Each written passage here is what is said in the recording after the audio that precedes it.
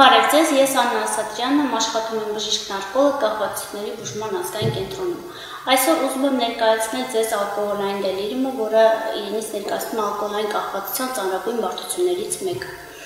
Հայտնի է նաև սպիտակ տենդ կամ բելա գարեջկա անվանումներով։ Եվ այսպես երբ է առաջանում ալկոհոլային դելիրիումը։ Ալկոհոլային դելիրիումը առաջանում է այն անձանց մոտ, ովքեր երկար տարիներ չարաշահել են ալկոհոլը եւ ինչ-ինչ պատճառներով կտրուկ դադարեցնում են դրա գործածումը։ Գործածման հետևանքով հիվանդի մոտ ի հայտ են գալիս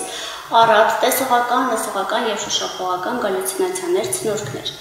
Ցնորքները կարող են լինել ինչպես միկրոպտիկ, այսինքն փոքր կենդանիների տեսքով կարող են լինել բոցեր, մկներ,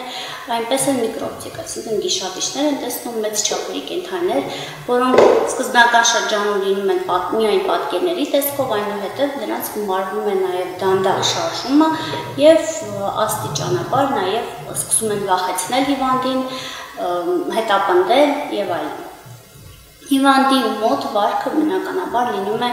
համարժեք այդ իր ցնորքներին, այսինքն հիվանդը պաշտպանվում է, փախչում է, փորձում է ամեն ձև փախչել այդ ցնորքներից։ Սակայն դելիրիումը լինում է փուլերով եւ հնարավոր է այն ինչ որ չափով նաեւ կանխարգելել։ Սկզբնական փուլում ալկոհոլի դադարեցումից անմիջապես հետո ի հայտ են գալիս աբստինենտային կամ զրկանքի ախտանիշներ։ Դրանք են անհանգիստ լարված վիճակ, անքնություն, կարող է լինել դող կամ քրտնարտադրություն, բերանում չորություն, տրեմոր է նկատվում։ Այդ ախտանիշները նկատելու դեպքում հարազատներին խորհուրդ եմ տալիս անպայման լինել ավելի հետևողական եւ անմիջապես հիվանդին մոտեցնել կախվածությունների բուժման ազգային կենտրոն, որտեղ արդեն պրոֆեսիոնալ բժիշկ-նարկոլոգների կողմից կցուցաբերվի համապատասխան հուշօգնություն եւ այդ ձևով կկարողանանք կանխարգելել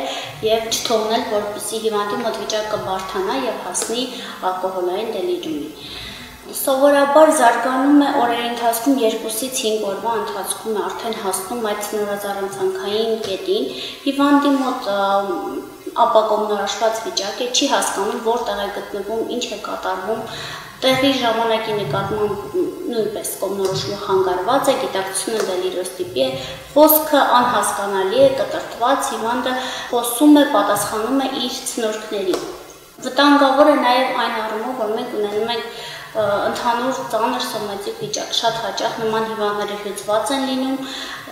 եւ ունենում են մի շարք այլ խնդիրներ բացի բուն մեր ալկոհոլային կախվածությունից։ Լինում է նաեւ այրեն բաղադրիչների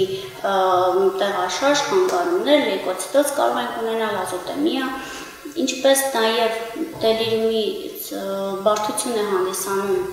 պնևմոնիաները, կարող է լինել էնցեֆալոպաթիա եւ այլն։ Բուժումը իրենից ներկայացնում է արդեն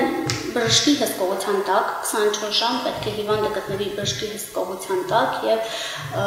դեղորայքը լինում են նեյրոլեպտիկներ, բենզոդիազեպիններ, ինչպես նաեւ սիմպտոմատիկ կազդուրով, որպեսզի